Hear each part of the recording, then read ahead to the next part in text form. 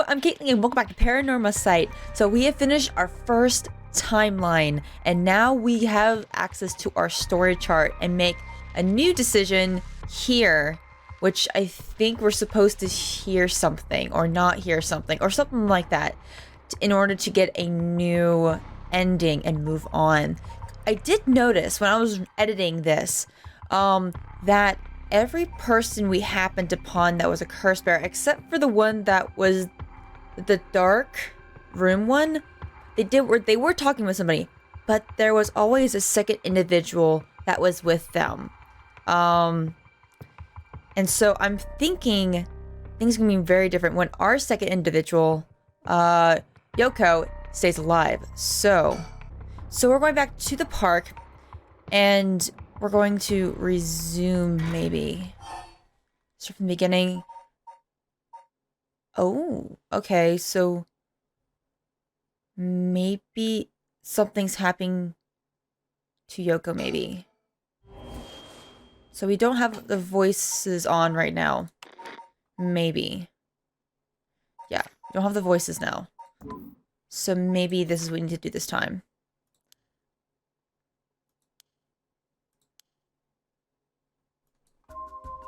So what did Yoko do? Did I push?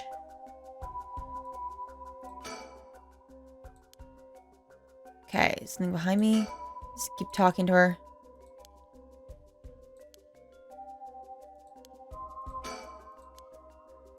Okay, she's still reacting the same. She's in no use condition to talk.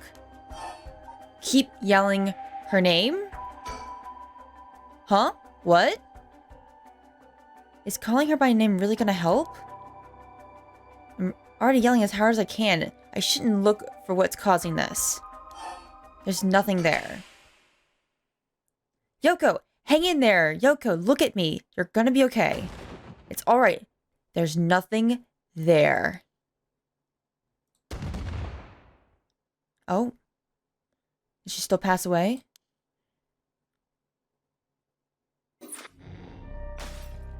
Oh, we finished that one. Nice, now we got to a new one.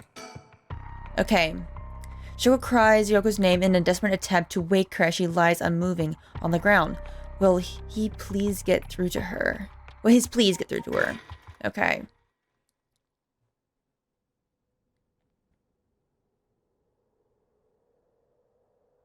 Okay.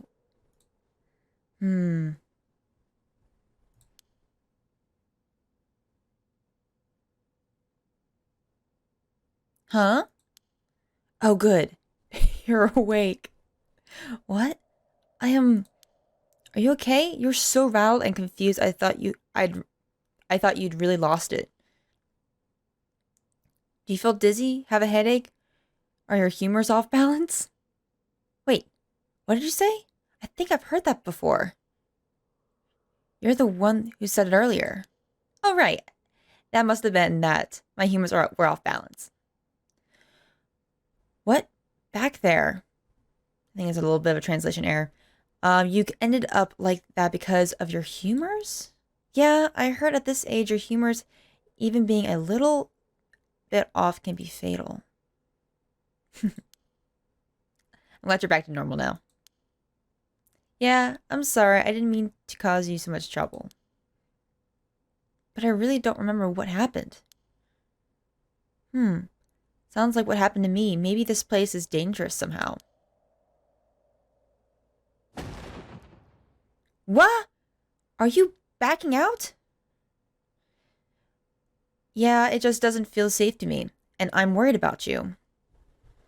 Let's call off today's investigation. Come on, we just started feeling back to normal now. Nope, not happening. Go home. I'll even pay for your cab fare, okay? What a nice guy. I ended up having to force a still protesting Yoko into a taxi. But even then, she wouldn't stop complaining. So to placate her, I promised to search the park on my own for a little while longer. Okay, now Yoko is out of out of danger. That's cool. Okay. Worried about Yoko after her bizarre incident, Shogo decides to call off their investigation into the mysteries for the night. Despite her stubborn objections, he manages to persuade her by offering to continue the search on his own. Alright, so we've gone through to the next day. Do we have our storyteller dude? Nope. It's just fun music.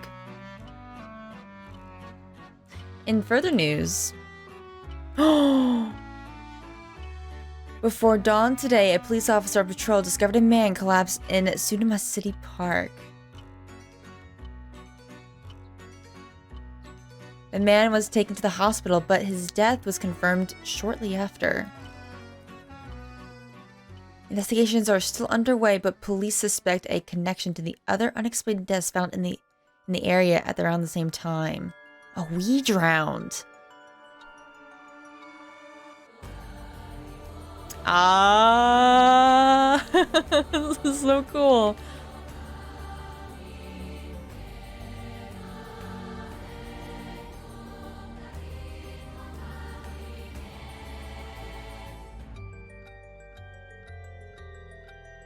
Music's so good too.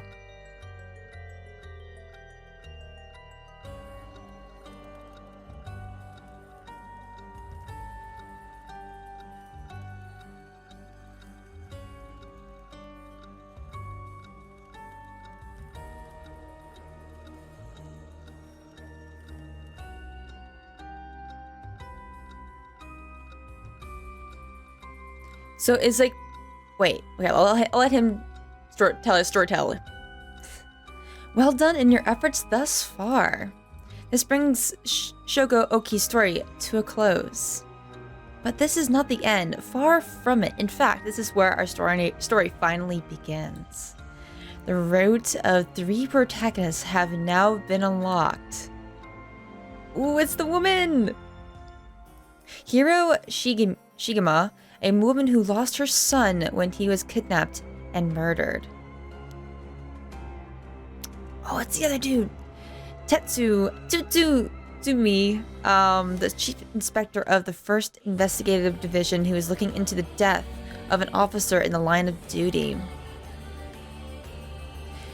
And Yako Sakazaki, a high school girl who wants to bring her friend back from the dead, a girl who died in a suspicious suicide.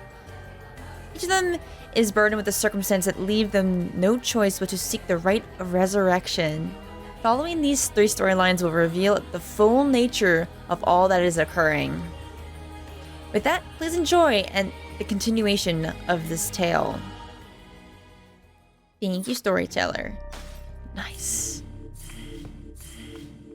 Oh, so much is unlocked. Okay, we're gonna start from the beginning with Haru. So, and we have our detective dude. When the son of Haru Shigami was kidnapped, a botched investigation by the police resulted in the child's murder. 1 year later, Haru has hired a private investigator to help resolve the unsettled case. Late that night, while speaking to the detective in her home, something strange suddenly appears. Ah! May those who mock fire something perish in flame. Kill them. Kill them. The flame bearers. Kill them all. You have acquired the power of the cursed stone, the haunting clappers. You can use it to kill those with fire or fire starting device on their person. Okay. So she had the haunting clappers. Oh, I completely misread that the first time. So she had the clappers? Okay, so there should be more now, right? Okay, cool. Kill by fire one who is possession of fire. Oh, interesting.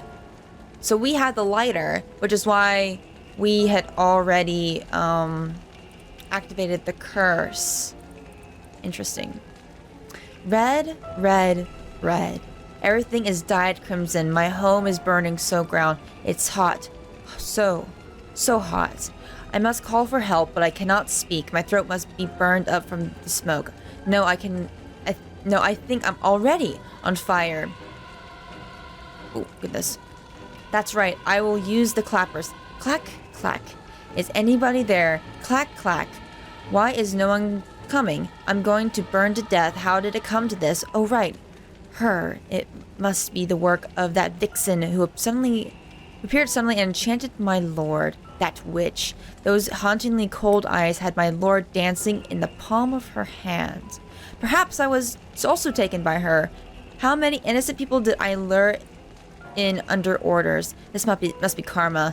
The sound of a heavy bell. It felt like my head will split open. All right. The evening bell. That must be why nobody can hear the sound of my clappers. I've got to do it louder. Clack, clack. All right. Okay.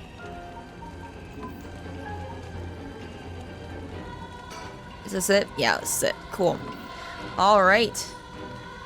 And oh, he got a lot closer. A murderous impulse seeps into my soul like thick black tar. Now, kill. Can you hear it, curse bearer? You who so strongly desire the right. Kill them.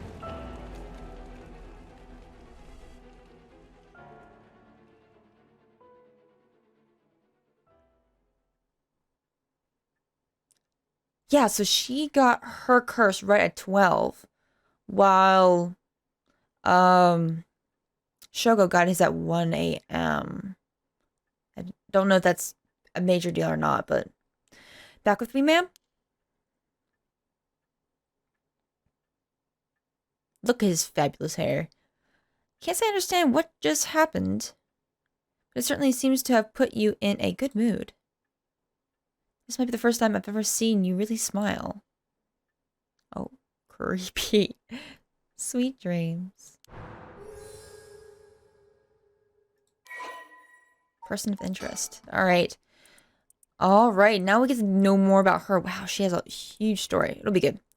Haru is a housewife who resides in the manor near Shumoku Bridge. Her 11-year-old son, Shuichi, was kidnapped and murdered about a year ago. The death was the result of a mistake on the part of the detectives assigned to the case, a mistake that would enrage the kidnapper and had him cut off all contact with the police, leaving no room for an interrogation. This incident was covered up by Shuichi's killer, and Shuichi's killer remains at large, leading the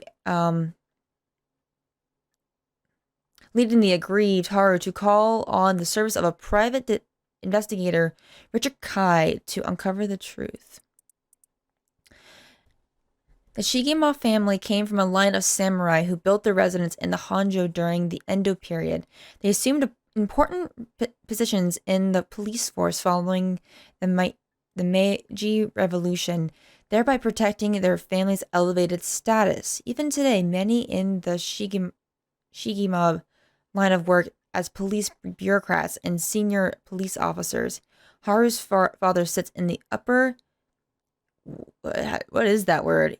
Echelons of the National Police Agency, and her husband adopted into the Shigema clan through an arranged marriage is also highly respected agency official. However, as her family prioritizes work above all else, it wasn't long before Haru's marriage grew cold.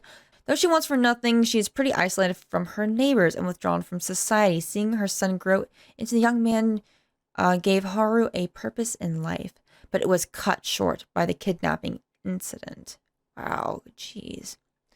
Imagine being so close to the police and then like feeling that safe and then losing the only thing you had in life from the people pretty much that you were associated with. It's rough, jeez. Following the incident, Haru spent many days in a deep depression, breaking into sudden fits of shouting and wandering around in the middle of the night. Her cheerful love disposition faded away, and she took to making snide remarks at her husband, which only further soured their relationship. A few months ago, Haru's husband was transferred to another area for work and now rarely returns home, with Haru left to live in a large, empty mansion alone as a housekeeper who has been with the family for a long time comes in to take care of all the housework. Haru has nothing but time on her hands. Interesting. So she's a very upset mom. No, not dreams. Sounds like something I might want to hear about.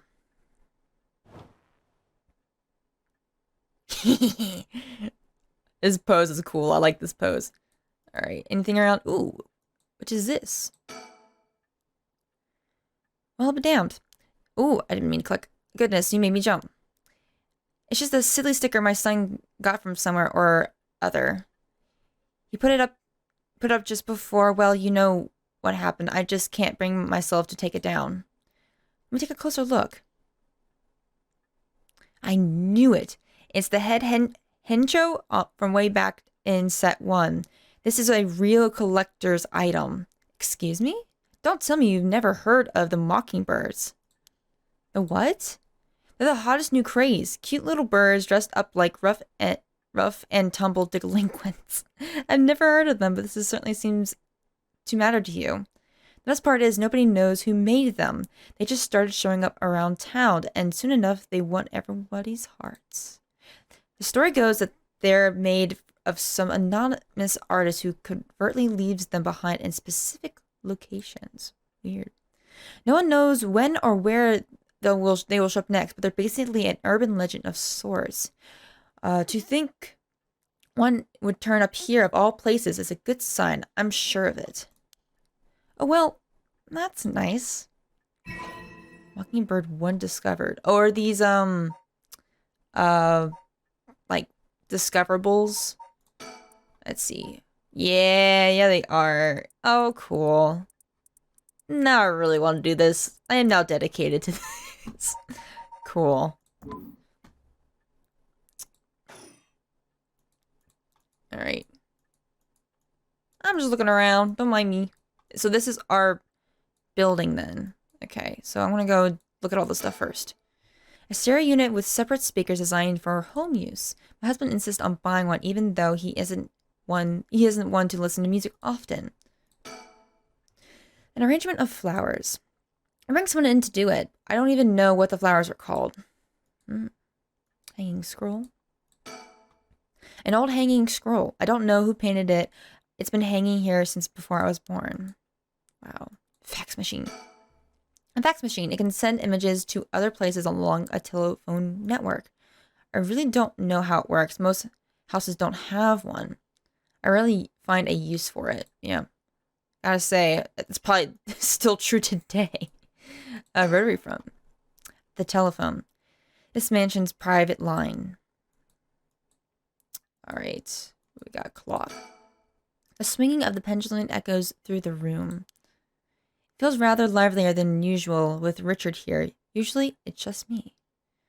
It's weird that he's here at like 12 a.m. Is it not a little odd, don't you think? I feel like this sort of visit would be like, I don't know. Probably not the middle of the night. A color television. Father bought one as soon as it hit the market. He likes to have the latest gadgets.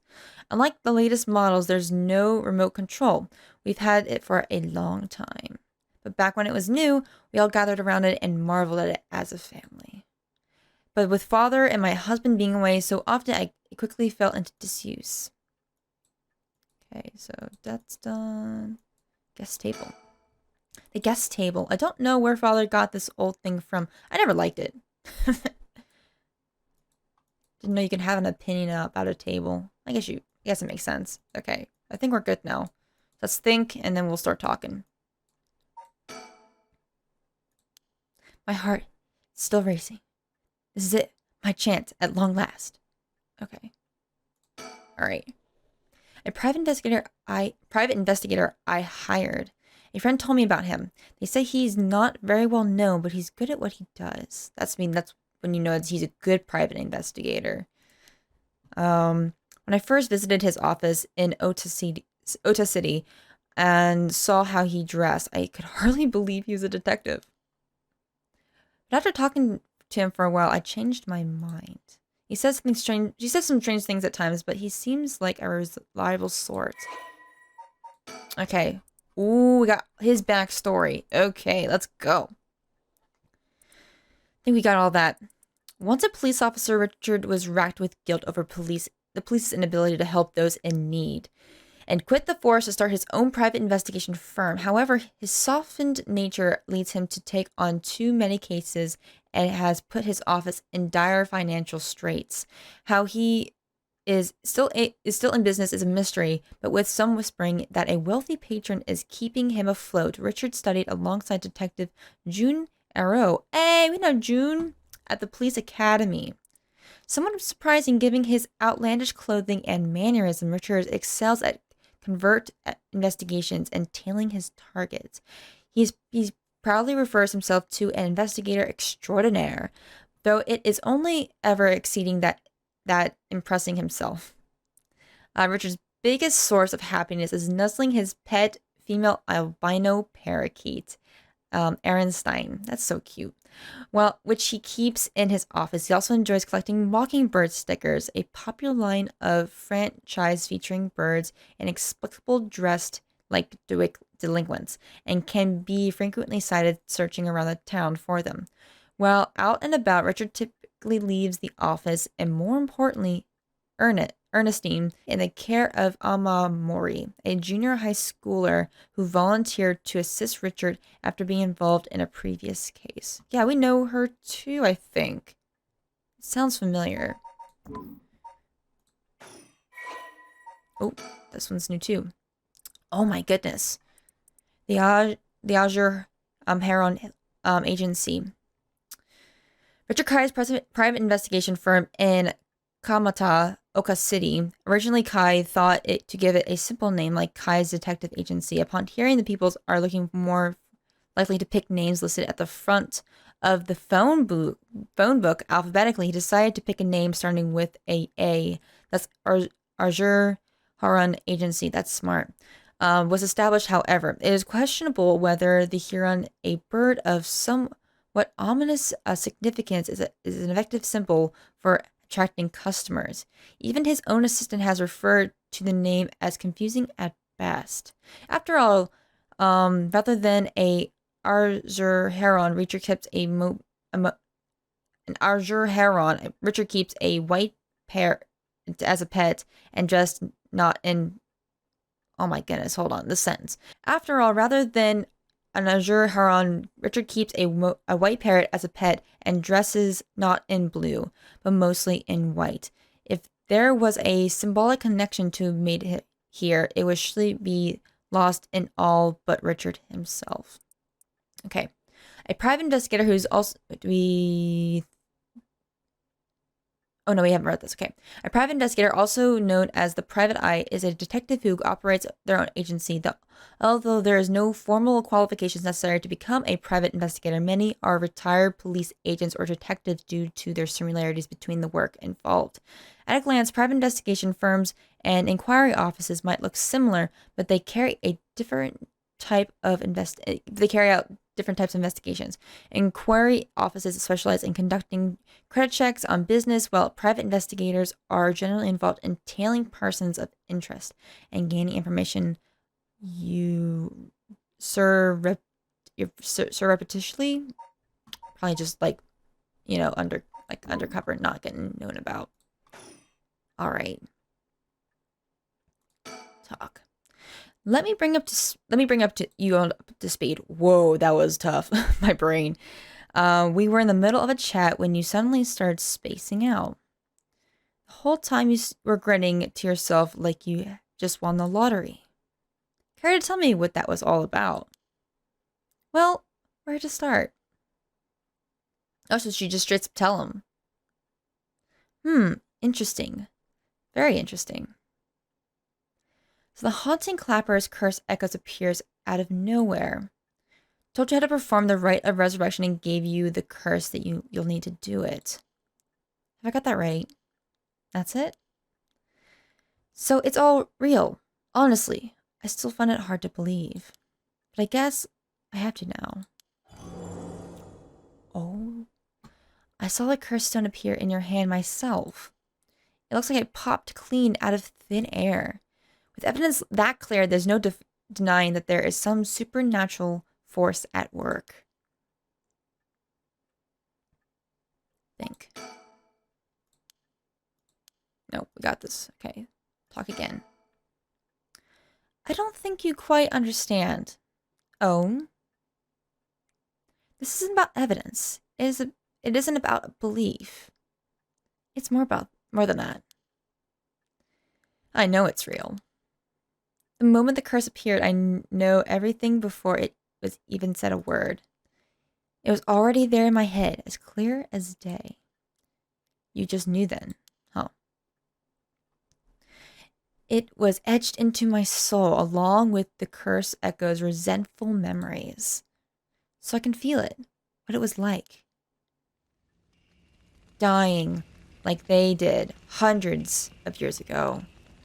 Wreathed in flames, wriggling in pain as my flesh blackens and my blood boils. I can feel it. All the agony, all the rage. It fills me with bloodlust. I think I need to kill someone. Anyone will do, just as long as they're carrying fire. I see. That could be a problem. You think so? From what I know of you, I'm sure you'd see it as an opportunity. The stronger the desire to resurrect someone, the stronger the urge to kill. That's how it seems to me anyway. Good grief. Talk about a span in the works. I say we take stock for a moment. Remind ourselves where we've come and where we come from and where we're going. That might be a good idea. Anything else? Spinning around. Wee. Okay, we're good. Think. Same thing. Okay. Still chit-chatting? Okay. About the investigation. That's what you hired me for, ma'am. To look into your son's kidnapping last year. To uncover the truth behind the abduction of and murder of Shuichi Shigima. Yes, I remember. I never did find the one who did it. And that's what I'm here about today. In fact, kind of you to let me drop by so late, by the way. I've been turning over every last stone, and I've come up with the grand total of 1 lead. So you said. As far as the police are concerned, it's a cold case, but I've managed to make some headway. I remember. You were just about to tell me. Ooh. Oh, goodness. Oh, here we go. Here's the story. Okay. A kidnapping and a murder case that took place in Honjo, Sudama, around a year ago. Haru Shigami's son's Shuichi, age 11, was kidnapped on his way home from school, with a ransom being demanded that same evening. Initially, the kidnapping was thought of as a simple extortion scheme, but when it came to light that the Shigema family was closely tied to the police, and Shuichi was in fact the grandson of a senior official, it was quickly assumed that the perpetrator was acting upon a grudge against the police force. The kidnapping was treated as a direct attack against the good name of the police, and a large-scale investigation was launched that used the best equipment available to trace phone calls. This made it all the more embarrassing when they were unable to catch the culprit, losing the public's confidence, and the culprit grew cocky, relentlessly mocking the police force. After 3 days of failure, Harvard reached a breaking point. Spurred by concern for her son, she resolved to hand over the ransom money as fast as possible.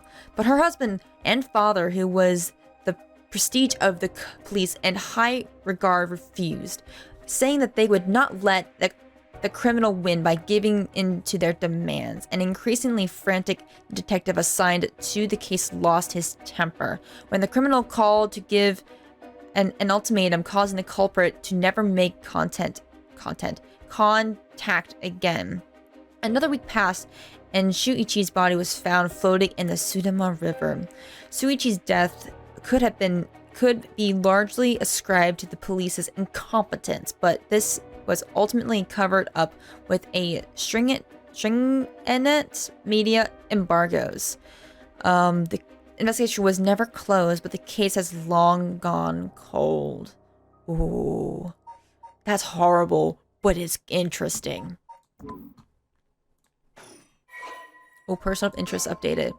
Oh, Shuichi! Oh, he's so cute. All right. The only son of Haru Shigema, he was kidnapped and murdered a year ago. His body was discovered floating in the Sudama River. Shuichi was a contentious, brave young boy who was determined to protect his mother, Haru, amid his father's frequent absences. He dreamed of becoming a police officer and displaying diligence and an impressive sense of responsibility from a young age. Likely due to being raised in an extremely strict environment, born in the early 70s, he spent his days immersed in various activities and studies, including playing the piano, learning the abacus, taking English lessons, and training in kendo. Shuichi's tendency to put other people's needs over his own meant he died without ever telling his classmates how much he longed for them all to go out on a hunt for mockingbird stickers. Oh, this kid is so cute. Oh, my heart. He seemed like a good kid. Alright, let's keep talking. About the investigation, about the kidnapping, about the right of resurrection. Let's continue on downwards. You know, we still need to figure out exactly what you want me to do. Tell you what, why don't you tell me what I found, and then we can make a decision. Alright.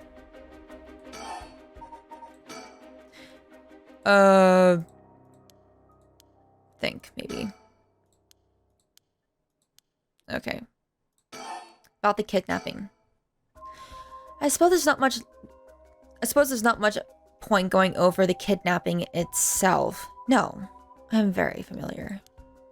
Then I'll leave that for the files and to cover and just confirm a few things about the case. The police trace the culprit's calls back to, let's see here, Northern Okoyo River here in Sudama City. That's quite a wide area.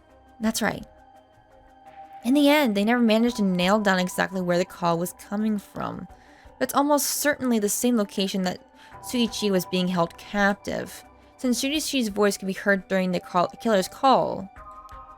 Northern Oyako River was quite a distance from Shuichi's normal school commute. Factoring in that he was seen at school but went missing before he arrived at his house, it's likely he was abducted by car on his route home. But exactly, Shuichi was a clever boy. He never would have gotten into a car with a stranger. That's right. I was very firm about that. I know he understood too. I even saw him warning the other children. It is possible they forced him into the car. The only issue is there wasn't any witnesses to the kidnapping. You can't bundle someone into a car with that many students around and not be noticed. But nobody came forward to say they saw anything suspicious. So they did target him at some other time or somewhere away from his usual route. Both of those seem a little far-fetched. Which raises the question, how did the kidnapper pull it off? The police never managed to find an answer. In the end, they decided that the kidnapper must have just gotten lucky. But why not turn the problem on its head? Ooh, I love this. Okay, so can we continue talking about this? Okay.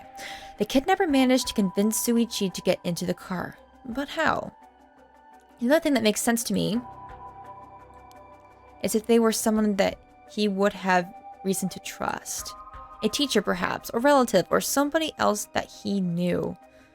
But all of the adults that Shuichi knew had alibis. The police checked them all thoroughly. They did, huh? No one throws numbers at a problem like the cops. But if it wasn't someone he knew, or rather, What if the culprit disguised themselves as a police officer? That would explain why he didn't find them suspicious. Sigma's family has close ties to the police after all. He would have had reason to trust them. You might be right. But surely that couldn't have. Well, there's a problem with that theory. You'd be surprised in how much police officers stand out. That's that sort of point after all. They're meant to be visible deterrent against crime. Interesting. Keep speaking, man. I like your funky words. But here's another interesting bit of trivia I happen to know. When you ask people to imagine someone suspicious, nobody pictures women or children. Even kids who have been warned about stranger danger often subconsciously expect that danger looks like an adult man. Besides, Shuichi was the sort of a boy who wanted to be a police officer when he grew up. He must have had a very strong sense of right and wrong. That's right. Wait, surely you can't mean. Now you're getting it. If a young woman approached Shuichi asking for help, what would he have done?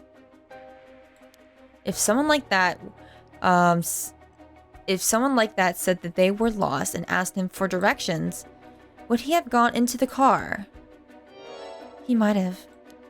My husband always told him that a man had a duty to watch out for women and children. You could certainly argue that kind of attitude is outdated nowadays. But Shuichi believed it. Then we might have something here.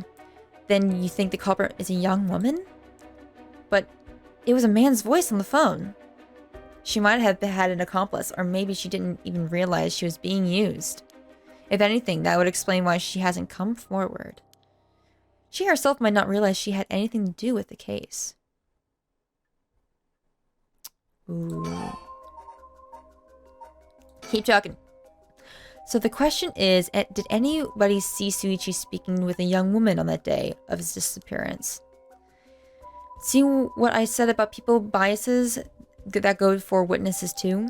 I figured that maybe if I started asking new questions, I might get some new answers. So I spent my day asking around Shuichi's school route, seeing if anyone had seen something. And one man thought he had. Do you mean he saw it happen? Well, I can't say that for sure yet. It turned out he wanted something from me, so I asked him if we could talk in private. Ooh, flashback story. Yes. Several hours earlier. All right. This should do. There's no one around. We can speak in confidence. Excuse me. What was your name again? Jonouchi. Jonouchi. Got it. Well, Jonouchi, I'm all ears. Just so we're on the same page, you're a private detective investigating Shuichi's Sigma's kidnapping. Do I have that right? Of course. What do I look like? How should I know what a private detective looks like? Oh, I forgot. Forget it. Look, I'll tell you straight. My life is in danger, and I need your help. If you'll excuse me, if that caught... Wait, what? I don't understand this. You'll excuse me if that caught me a little off guard. Let me ask you straight. Who is trying to kill you? A student called Michio Shiraishi. Does that look familiar too? Do we know them? People of interest? Yeah, we don't have them yet. Michio. Interesting. A schoolgirl, eh? Sounds like you've been naughty. It's nothing like that. That girl, she's a murderer. I'm the only one who knows, but I saw what she did. Michio Shiraishi, I saw her kidnap Shuichi Sigma. Come again? I saw her talk to him on the street that led him away, and I didn't think much of it at the time, but then he went missing. She murdered him, I'm sure of it, or at least she got something to do with it. That's what you're here for, isn't it? Then you can't let her get to me. Excuse me. If that's true, you've been sitting on some valuable information. Why didn't you tell anybody? Well, you see, if you can't explain that, I don't have any reason to believe you. I couldn't. She told me she'd kill me if I spoke a word. You're telling me a schoolgirl had you scared for life. So you've been sitting on that all this time, and you think she's coming for you now that you've spilt the beans? Yes, that's it. Exactly. I'm begging you, don't let her get to me. Arrest her, I'm telling you, she's a demon. I don't know, I can't take this guy seriously. That's why I'm giving him a funky voice. Well, you seem to believe what you're saying, but it doesn't add up. How could a schoolgirl have a fully grown man so terrified? You know what she can do. She'll curse me. Curse you? I'm sorry, but you're losing me here. It's true. Her house. It's... forget it. Why did I even bother? You seem dubious enough to believe me, but I should have known you'd never understand. Enough. I'll find someone else to help me. Hey. Another curse bearer. Potentially.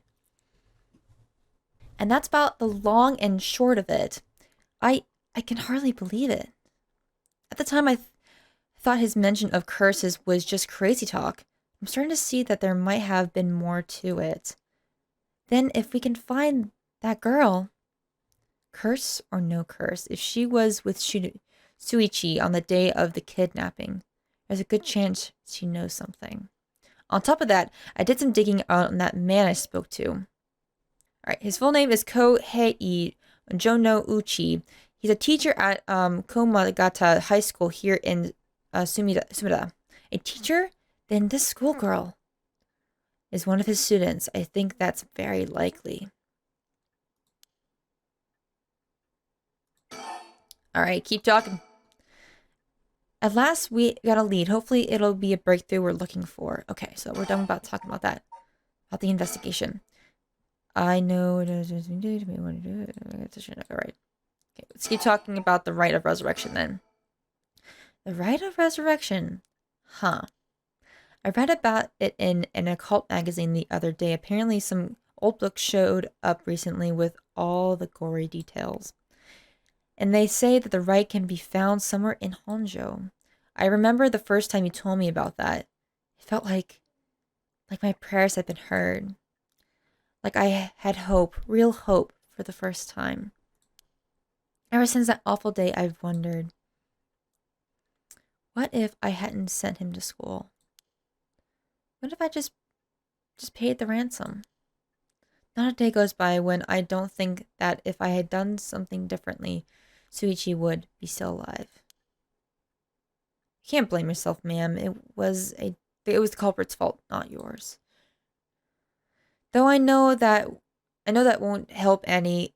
Grief is funny. Though I know it won't help any. Grief is funny like that. I'm guessing that's why you're after the rite. I guess I didn't need to ask. It's written all over your face.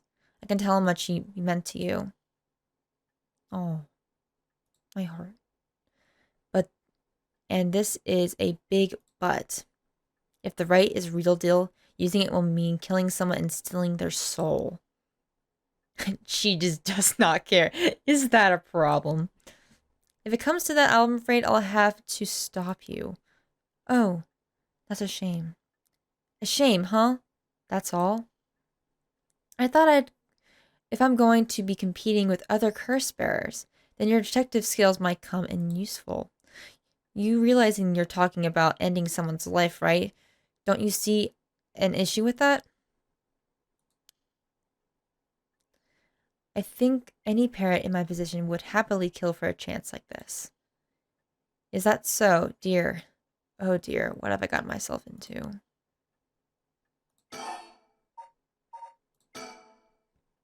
If it makes you uncomfortable, then then you won't have to get any blood on your hands yourself. I don't need you to kill the other curse bearers. I only need you to find them. I won't be party to murder, ma'am, not even for a client. That is a shame. I'll pay you. I mean, she probably has the money. I mean, she was going to pay the ransom anyway. I mean, how much can I give you to change your mind? Sorry, ma'am, but not everyone has a price. I got my policies and I stick to them. I see, I didn't realize you were so stubborn. Let me say, though, it's not like I don't get what you're going through. As long as you're not killing anyone with your own hands, maybe I can help you out. What do you have in mind? Well, how about stealing someone else's curse stone after they filled it with soul dredges? How does he know this? I'm confused. Maybe it was the magazine? If that was all that you were after, then I could lend you my services guilt-free. If the other curse bearers want to kill each other, that's their business, but I'm not trying to be a hero here. I guess there's no guarantee a stolen curse stone will work, but we can worry about that later. Well, then I suppose we have a deal. Although, if I stole a curse stone using my curse, would you disapprove? That would void our contract, ma'am. Just warning you now. My? Okay. About my curse. Before we go any further, why don't you tell me about that curse of yours? The Haunting Clappers, was it? That one was one of the 7 mysteries of Hanzhou, if I remember correctly. That's right. The original story did happen somewhere near here, I think. I'm sure I remember hearing that. In my case, my money would be on all the curse bearers being somewhere in Hanzhou. Our first move should be to narrow them down. Some of them are bound to try and come at you first. We'll need to be ready. The curse makes their bearers more willing to kill, so an attack could come from anywhere. That sounds sensible. And if I remember correctly, your haunting clappers can set people on fire, but only if they have a naked flame or lighter on their person. Is that right? That's right. In olden times, wooden clappers were used to warn people of fire, so I'm guessing that punishes those who do not heed the warning. It seems like a good curse to have. It's simple, straightforward, and enough to use. Although it's hard to say how stacks up without knowing what else is on the table. You really think that's good? Target can't do much to throw it off, and it has a nice long activation window. It's big that it works on lighters too. Just slip one into your target's pocket and say the condition were already filled before they even knew that you're there. They wouldn't even know what hit them. Maybe I won't have to actually use it. I could just tell someone I could, and they'd have to do what I say. Oh, threats could work. Although, without any proof, it'll come down to how convincing you can be. If only you could use the curse, then back out at the last second. At the last second? What an interesting idea. I have a lighter right here. We could try it now. That sounds like an interesting proposition. But maybe not. I'm not as crazy enough to make myself a guinea pig. Oh, I see. You're an odd one, ma'am. If you don't mind me saying, I don't think it's just the curse. You flatter.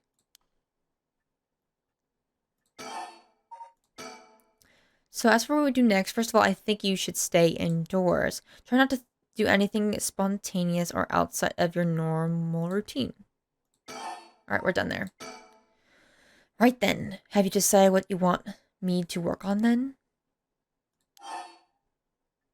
Ooh, okay. Help me with the right, investigate the kidnapping. So I'm gonna guess maybe this is a diverge. I mean, it doesn't matter. We're going to be doing both anyway. Bringing my son back is more important. I want you to help me with the rite of resurrection. Roger that. The rite it is. Odds are good that the others curse bearers are also working by night. Anyone they kill under the cover of darkness won't be discovered until sunrise. I bet they'll be trying to do as much as they can before morning comes. So it's settled then. I'll look into the other curse bearers by night.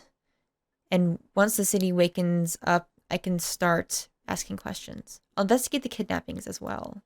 And I'll even try to find Miss Shira Ishi's as a part of the bargain.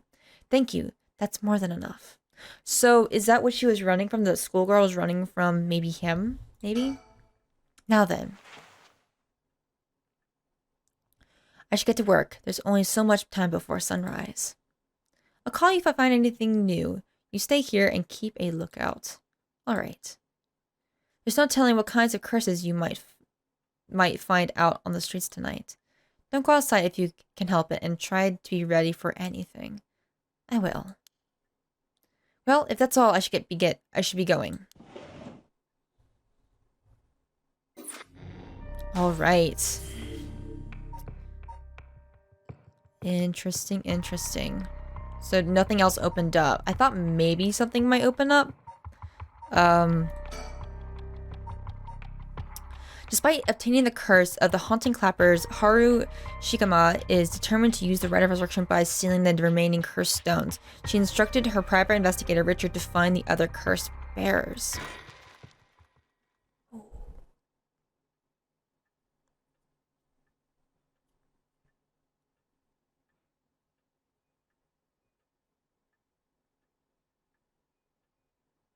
Oh, it's almost been an hour since Richard left. He promised he called me if anything happened, but he hasn't. So all I can do is wait and wait. Oh, newspaper. What's this? A newspaper. It must have fallen off the chair. Ooh, read it, don't read it. Let's read it. It's a newspaper. I only leave them here for guests. I hardly ever read them myself. I don't think I've ever taken the time to go over one in years, in fact. It's not like I have anything better to do. Oh, wow, that's a lot.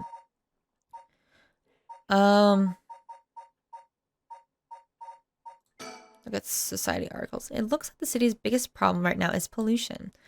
I remember how the air and water used to be even more polluted. The river was covered in scum from all the sewage and industrial waste. It stank so badly it made my eyes water. Eventually, people started getting sick, and it couldn't be ignored anymore. Fortunately, it's gotten better since then. Although the air around the industrial district is still filthy, and the gas and smog... Oh, that's... Oh. Here, let's see if there's anything else real quick. We can turn on the television, maybe? I don't see anything else, though. Okay. Okay, let's keep running the newspaper. Look at economy articles. All sorts of articles about the current state of the economy. Now that the post-war boom has passed its peak, we're moving on to the era of large corporations. About 220, 230 yen to the dollar. Manufacturing is on the rise and exports are healthy. The dollar is down from the height and people are saying it could fall further. There's no denying how much the standard of living has improved in the past few years. It's common to own a car and a television now, and supermarkets are better stocked than ever. Let's think. Let's do the think. Let's do a quick little think. I know it's dangerous to go out, but I can't just sit here and let this opportunity pass me by. I have to look for her. For Michio Shiraishi. But first, I need to find more Sildrex. Okay, so she really wants to leave. Look at the culture articles. Now that everyone has more spending money to go around, people are coming up with all kinds of new diversions. It seems only yesterday that people were flocking to the arcades to shoot aliens. But now the enormous theme parks and game machines that plug straight into our televisions. Everyone is talking about superhero series, foreign films, and movies based on the latest bestseller. Back in the day, fusion rock and folk music were all the rage, but now it's all about city pop and idols. I find it hard to care about that sort of thing anymore. Education. Everyone attends high school now, even girls. Even girls. Yes, including girls. Universal education policy, they call it. The country's gotten it rich enough that every child can go to school. Education is the backbone of modern society. If you want to work for a good company, you have to get into a good university. With more people in the running than ever, the competition to get into those universities has gotten fierce, though. The new generation is rebelling. Schoolyard violence and delinquency are on the rise. But my boy was too sensible to get mixed up in all of that. I don't want to read anymore. It only reminded me of him. Oh, okay. Look at the television article. I don't really watch much television. It feels if all the information in the world gets passed through a little black box. But father stopped them from reporting on the kidnapping back when it happened. I was glad about that. Less fuss. Okay, we just continue. I just think this is a little odd. I need to distract myself somehow. I don't want to be alone with my thoughts. Maybe reading these people will take my mind off of things. Okay, so I think continues the story. We'll read a few more. If there's one thing Hojo never wants for, it's its horrific crimes. They found a police officer dead in a local park just the other day. A lot of my family are in the police. I hope it wasn't anybody I knew. I don't want to read the news anymore. It's not since last year, but it brings back bad memories. Suicide at local high school. Oh, I remember that. The high school girl jumped off the roof about a week ago. She was bullied, I think, or maybe it was something about an exam pressure. Oh, that's the connection with the other girl, the other protagonist. But? No, this can't be right. Her name. Oh, Michio Shiraishi from Komagata High School. It can't be. Although everyone flocking to the city, land price... Wait, whoa, let's try that again. Although with everyone flocking to the city, land prices are skyrocketing. Nowadays, most people can only dream of home ownership. The city center is going to be nothing but apartments before long. I'm not exactly a businesswoman, so this all feels like another world to me. I hear the big thing is some mascot line of delinquent birds. Mockingbirds, I think it's called. Was that what Reacher was talking about? Trends seem to have such short-lived lives now. Trends seem to have such a short shelf lives now.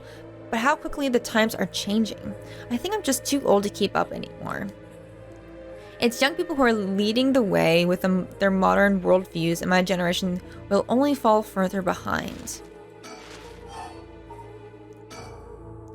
Now that the comedy boom is over, all comedians are flocking to other genres. The occult seems really popular at the moment. Look at all of these paranormal specials.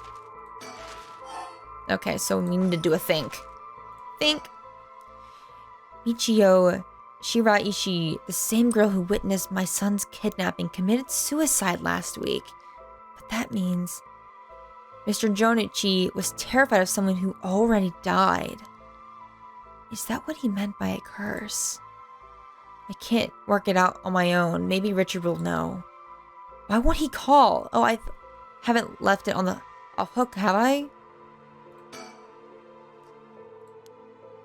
Okay, made sure the receiver is on hook. It will ring as soon as he calls. Oh, that was pretty quick. That must be him. We answer. Hello? Shigami residence.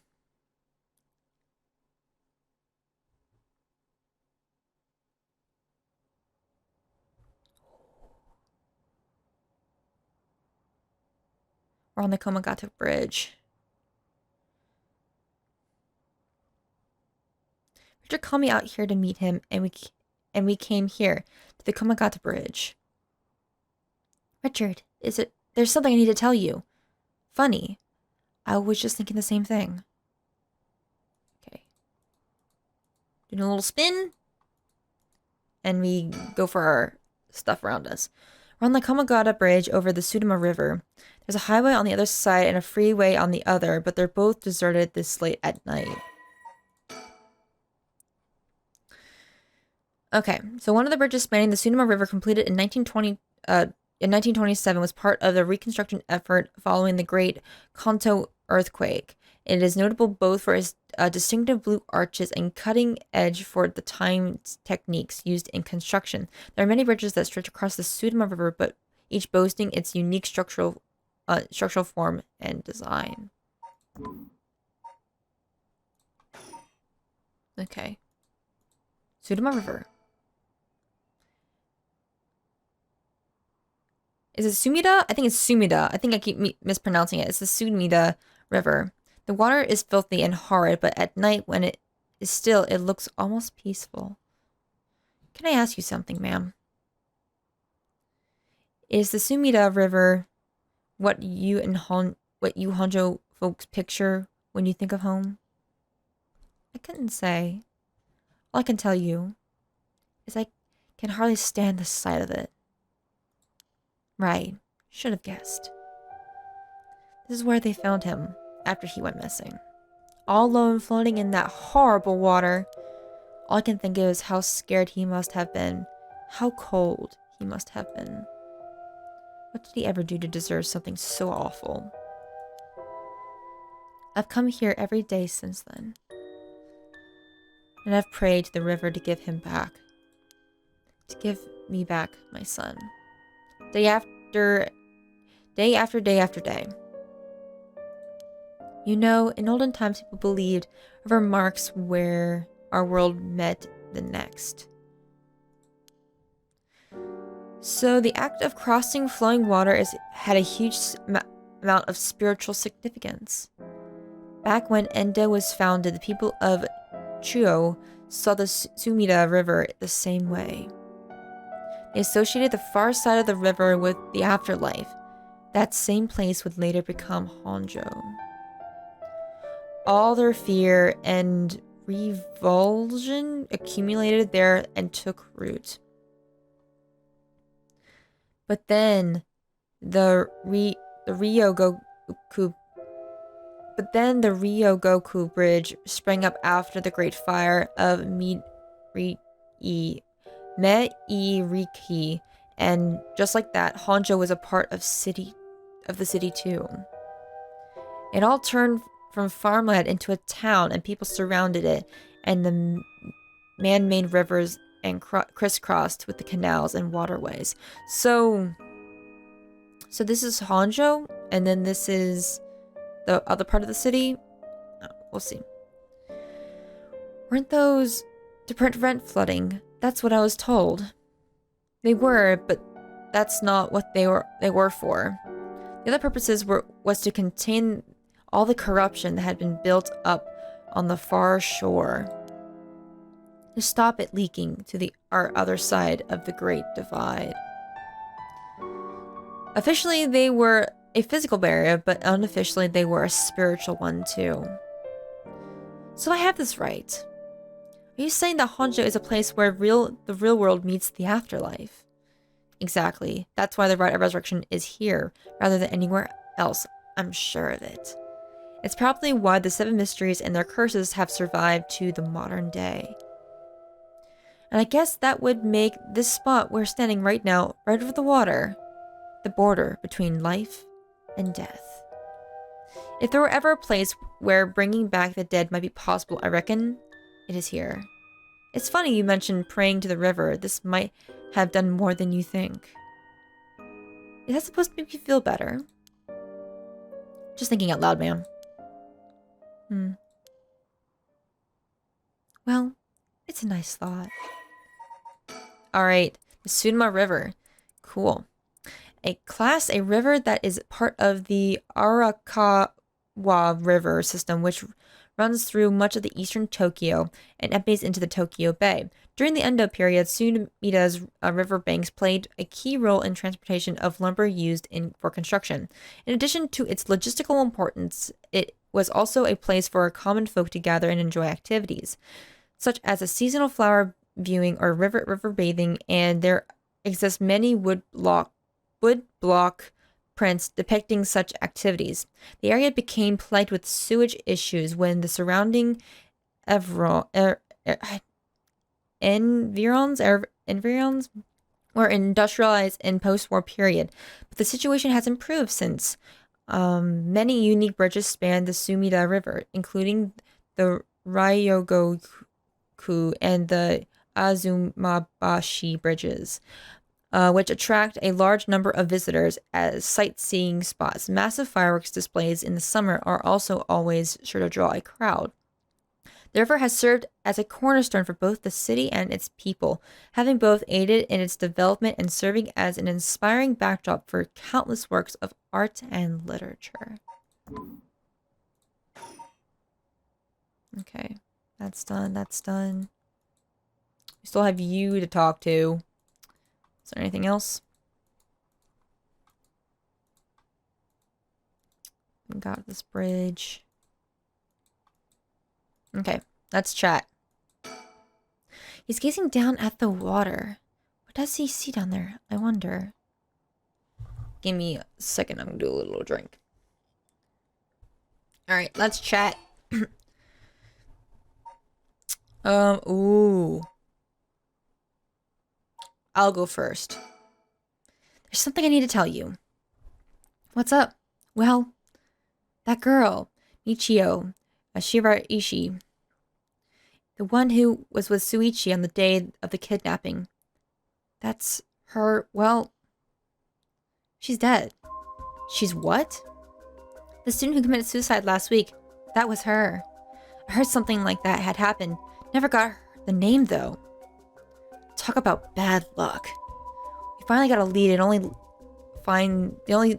find it's turned into a literal dead end.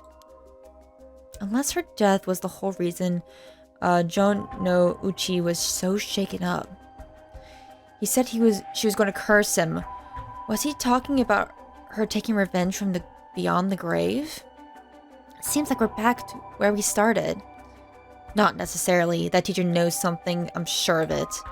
At the very least, I put my money on him having something to do with Miss Shiraishi's death.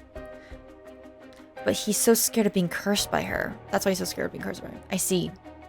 And also, something tells me he knows more about your son's kidnapping. In any case, I've got a good hunch of what he's hiding. Call it a hunch. A hunch? Well, more of a theory. Care to take a guess? Okay. I mean, if he knows... Maybe he was the dude that did it? Maybe? I can guess. I can't say for certain, but... Mr. Jon no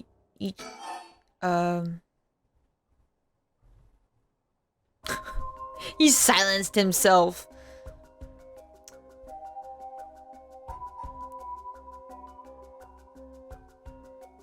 Okay, this is taking a direction I didn't think it. So...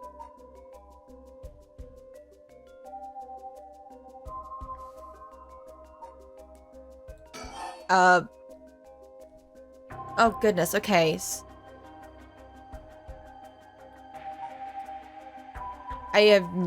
This is not correct. He silenced himself with a murder. What if Mr. Jono-ichi silenced Mr. Jono-ichi with murder? What do you think? You mean it was self-inflicted? That might be a little far-fetched. I'm sorry if I disappointed you. I'm not really cut out to play detective. Well, there's no point in dwelling on speculation. The truth will turn out in time. Okay, so now we know what the options are. I really want to go back and try to get that correct. Alright, right now I think we need to have another chat with Mr. Jono-uchi.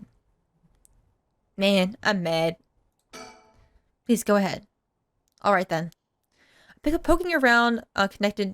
been poking around places connected to the 7 mysteries looking for curse bearers, and I think I found a few candidates. First of all, a tall man ran into the Keenshaw Beaver Park. I asked him for directions, trying to probe him a little, but he turned the question right back around on me.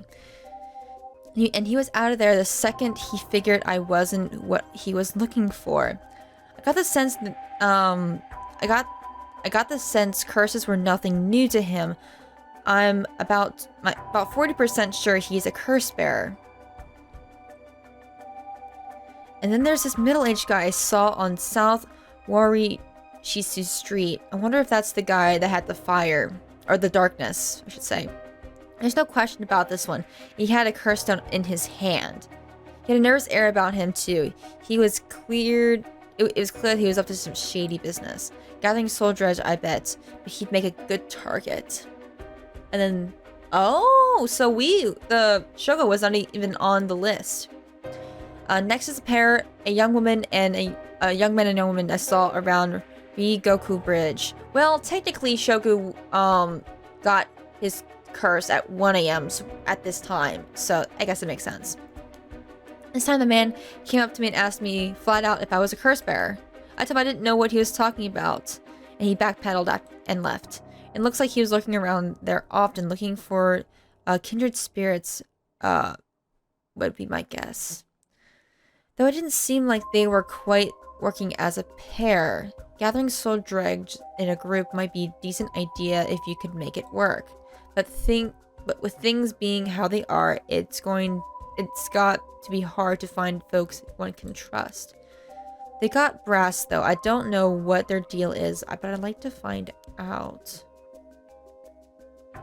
The last two detectives I've seen sniffing around. The police are involved?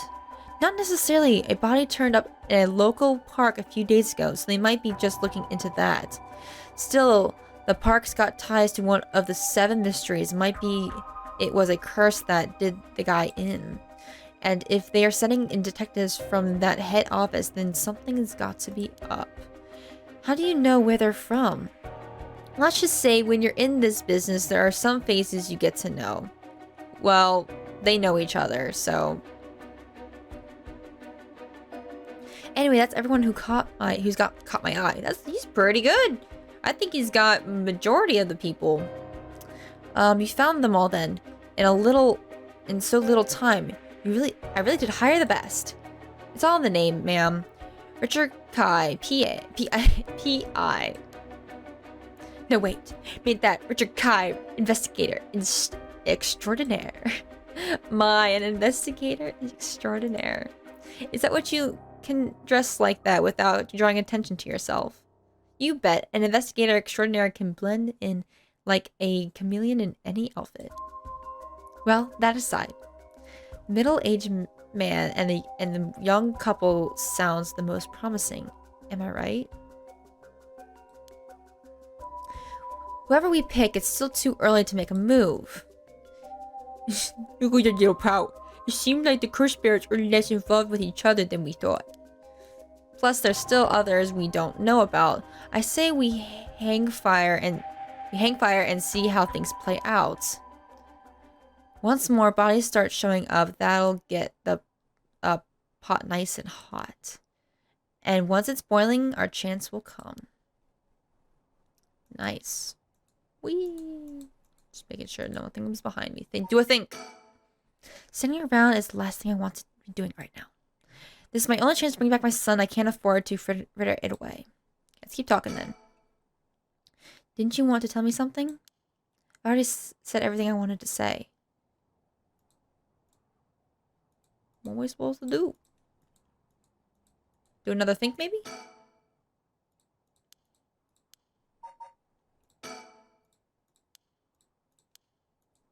There's something I'm missing. Where is it? Where is the thing I'm missing? River, maybe? Oh, that's right. There's one more memory I have of this river. Do you mind if I tell you? Go ahead. It must have been about 20 years now when I was still a schoolgirl. Back then, Sumida River was much filthier than it is now.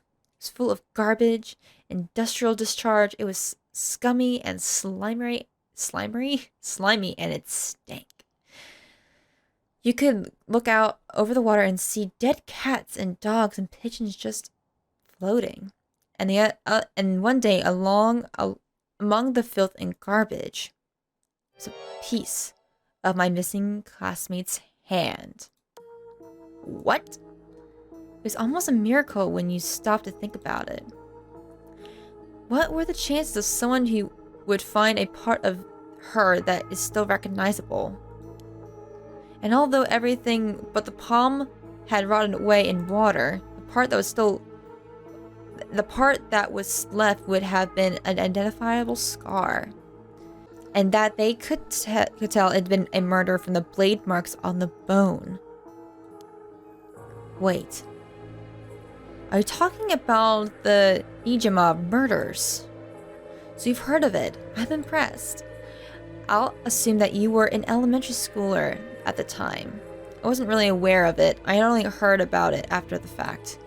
I had no idea the victims were classmates of yours. Ooh, the Nijima rivers. Okay. Rivers? Murders.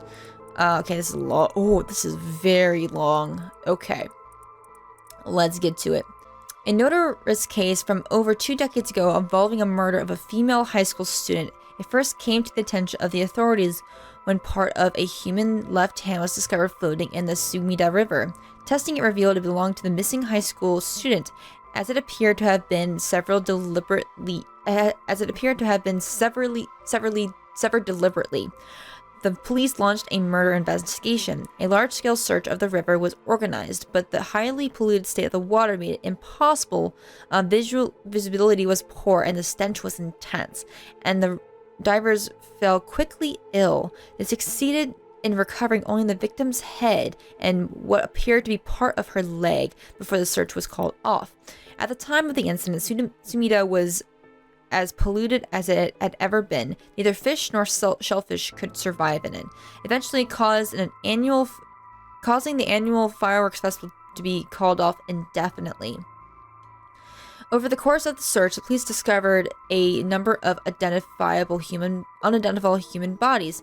This would cause a stir among the public, as several young women had gone missing in recent years in the Tokyo area, and it was feared that they have fallen victim to the same fate.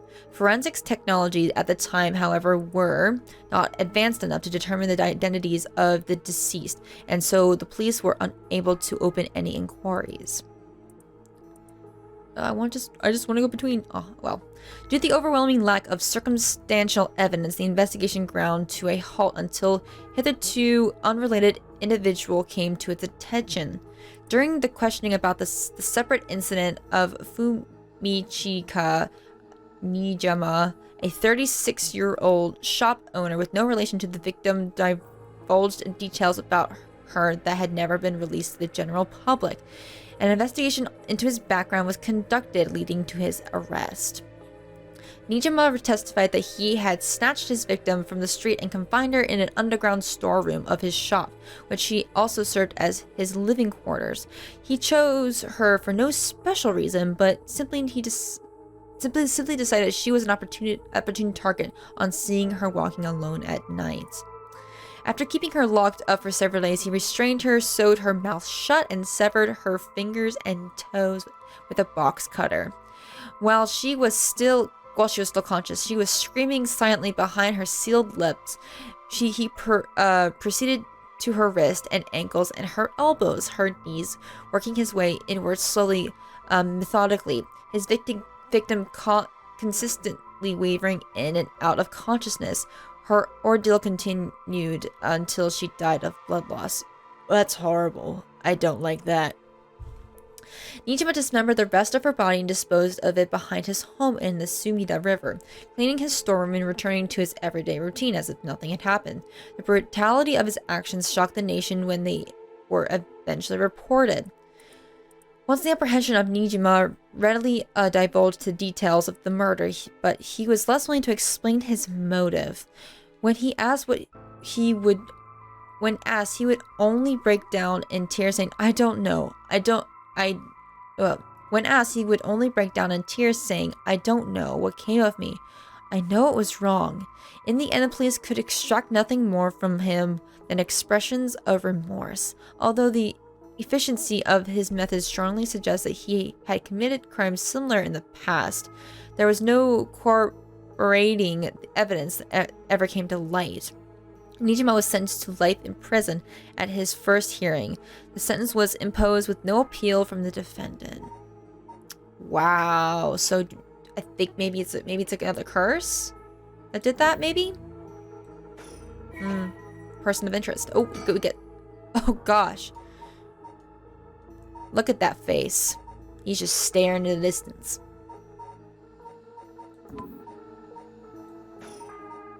To be honest, it's all a bit of a blur. A wave of chaos just parted around me.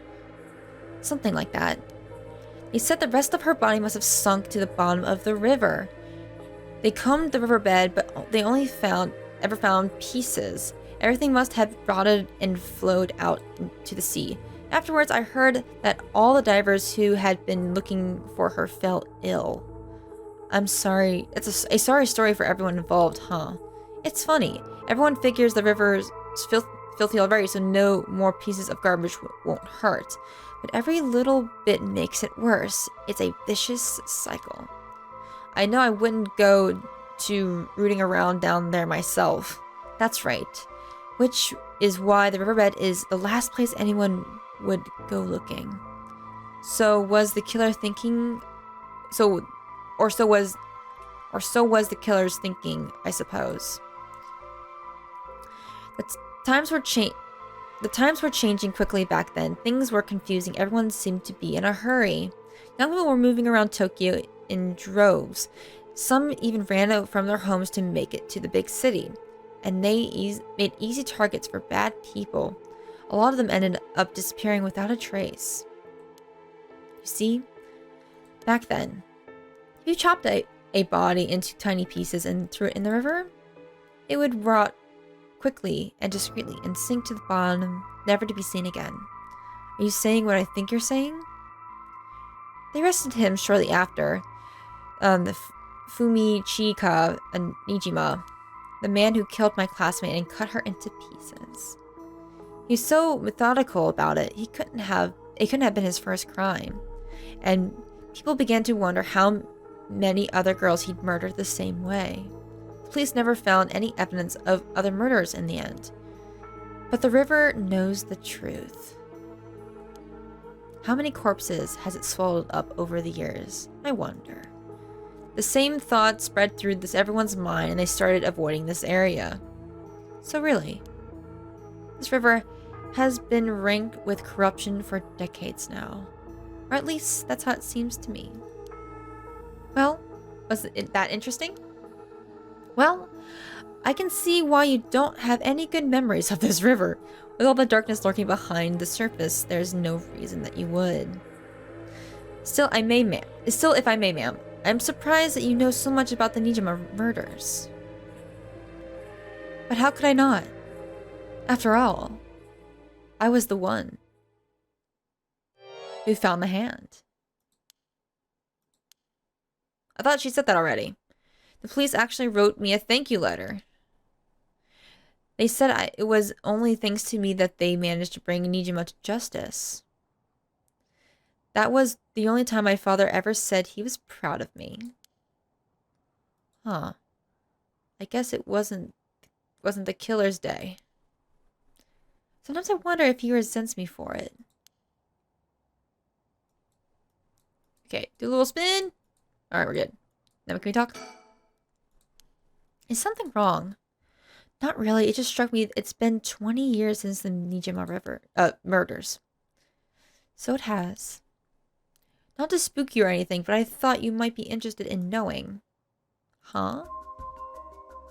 Life in prison doesn't mean life. There is precedent for time offenders being allowed out on patrol after 20 years. You think it was revenge? Only if they're found to show remorse and desire to reform themselves, of course. That's right. I'm impressed you know so much. Still, it's hard for someone with a criminal record to reintegrate into society. I hear that they've been trying to fix on that recently, matching inmates with jobs and accommodations. Oh, really? They keep an eye on them, of course, and make them report in for regular checkups. But to avoid discrimination, they keep the inmates' records a secret from everyone but their employees. They even give particularly notorious criminals new identities so they won't be recognized in the workplace. The way you put it, it's like you're saying Fumichi Najima could be out on patrol right now, back in society under a new name with nobody in any the wiser. It's possible. As it happens, a little birdie told me about the big name making parole a few months back. I don't know if it was Nijima, but our discussion just now did bring it to mind.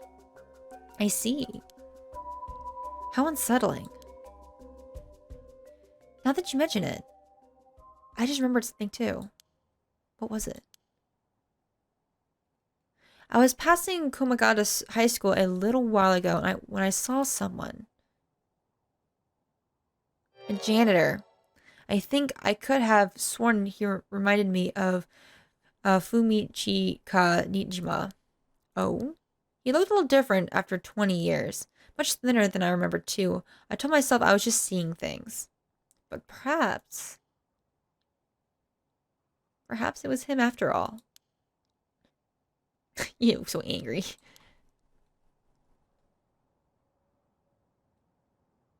So, what's next?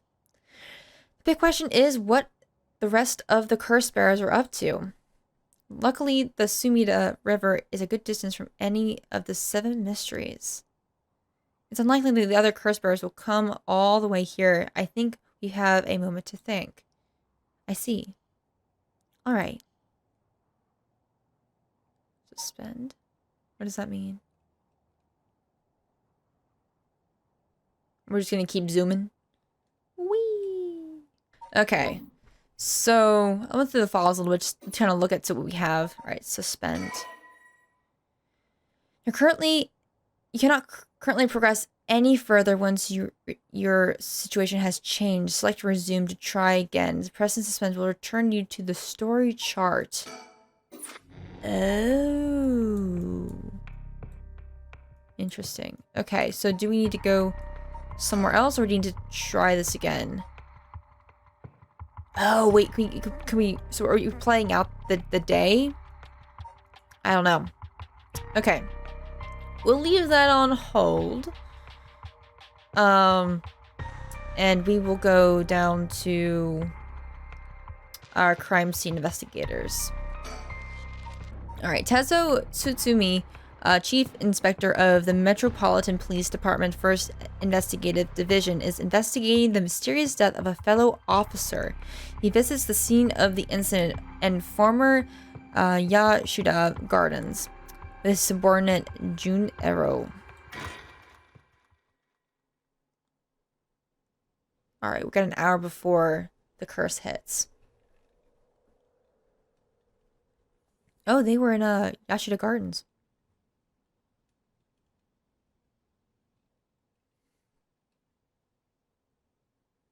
Hey boss, forensics is all done. The crime scene is clean. The other officers have gone home. It's just us now. The park should be able to open back up tomorrow like nothing ever happened. I doubt it'll get many visitors after everything that's happened. You'd be surprised. A lot of people love that kind of thing. I bet they'll be lining up to get in.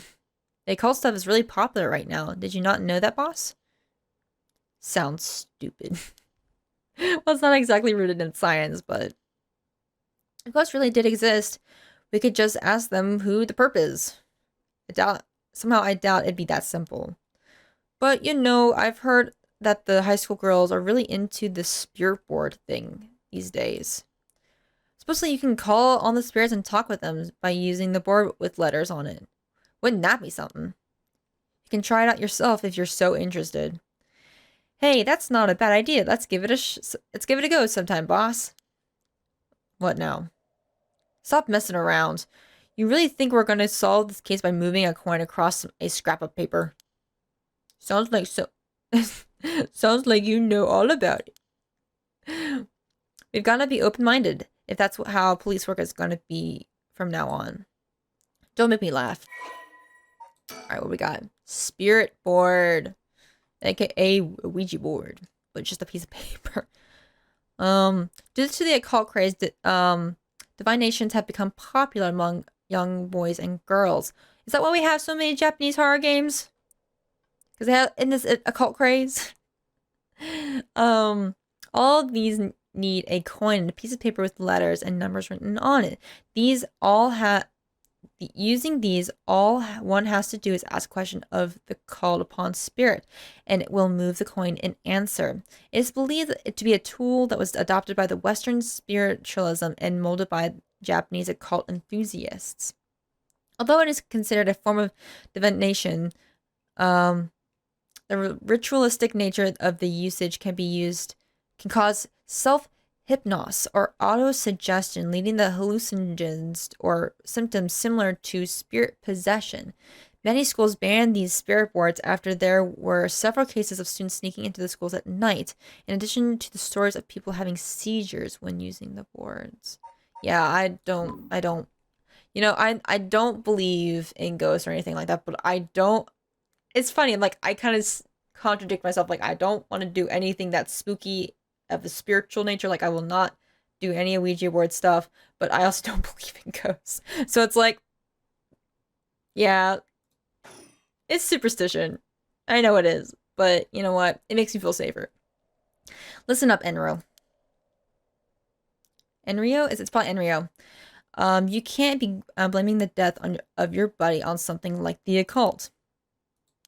I don't care if it was a ghost or the occult or what. Whatever it was that did this, I'll get him.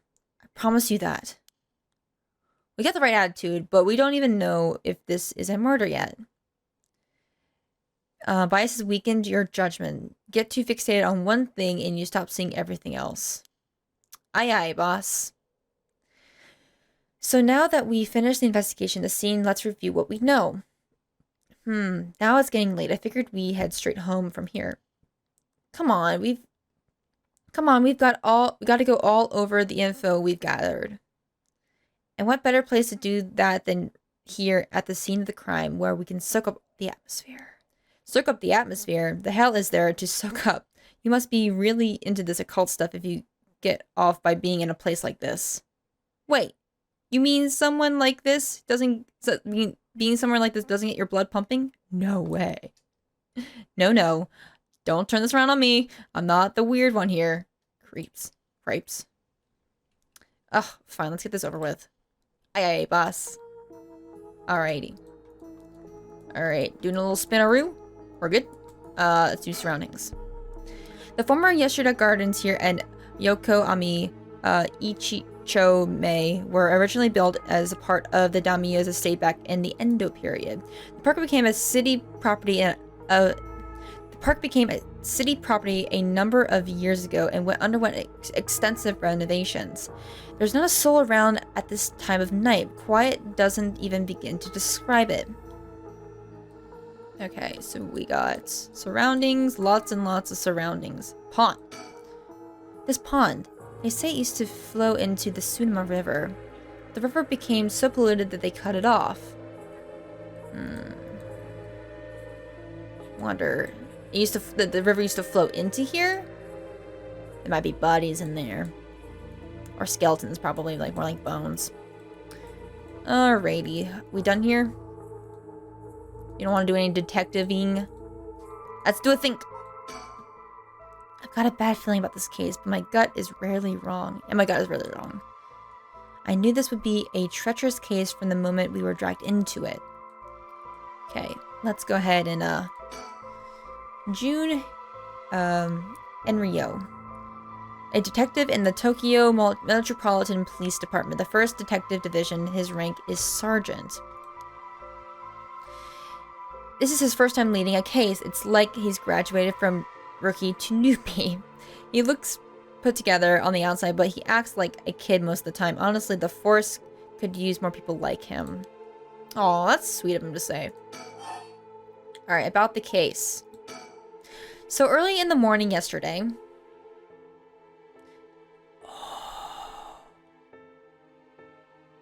Sorry, I'm like looking like it's the drowning. Ah, the connections. Anyway, a staff member found the victim collapsed here in the park and called the police when they realized he was dead. While there were no obvious external wounds, in fact, the fact that he was a police officer and the evidence of a struggle means that it's likely that he was a murderer? The fact that he was a police officer and the evidence of a struggle means that it was likely murder. I was like, woo, my brain did a thing. The Tsunema office sent it over to us since it involved the death of an officer, and we were asked with the investigation. Don't you usually not do that though? Don't you, like, okay, if you're associated with the person, then you don't take on the case? I don't know. It's fine. I guess it makes sense. What we need to do is figure out what happened and whether there was foul play involved. I think that was about sums things up. Okay. Let's continue to talk about the case. But, boss, yeah? Is this case really important enough to assign to someone from the division, the investigation division? I mean, a friend of mine died, so it's important to me, but it's all up to the higher-ups. I'm sure they've got their reasons. Boss, I know something, and you know something, don't you? It'll all become clear in time. Try not to worry about it too much. Rio, thinking about it. The only thing I know for sure is the identity of the victim. That means that there must have been something special about him, right? Maybe he knew something he wasn't supposed to. Some kind of secret or something. Isn't that right? You're pretty sharp sometimes, you know that? If you picked up on that, you should be able to put the rest together yourself.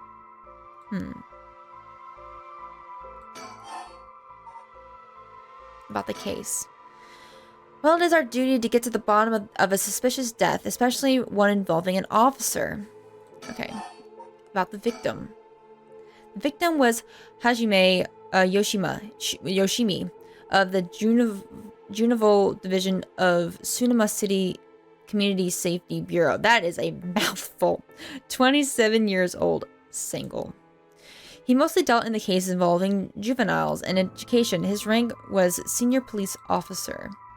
You knew him well, didn't you? What was he like? Yes, we were in the academy together. We still went out for drinks together every month or two.